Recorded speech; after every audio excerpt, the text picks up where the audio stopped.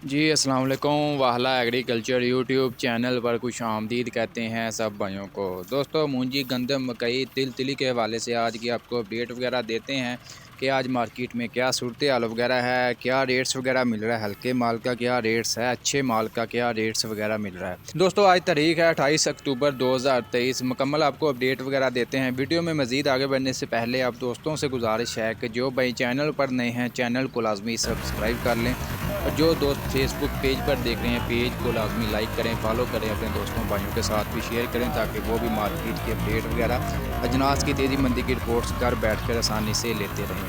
दोस्तों बात करते हैं सबसे पहले 1509 का मूंजी की बात करते हैं। 1509 का वापस स्टॉक आ रहा है, अच्छे रेट्स तकरीबन जो है दोबारा फुल तेज़ी आ गई है मार्केट में।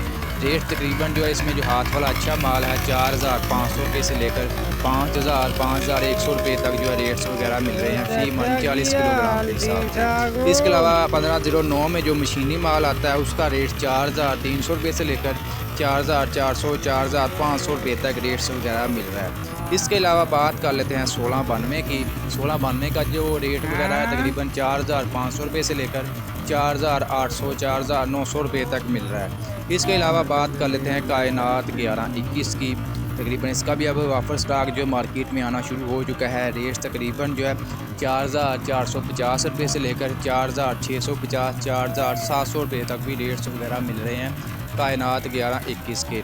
इसके अलावा सुपर फ़ैन की बात कर लेते हैं 3600 रुपये से लेकर 3900 4000 रुपये तक है।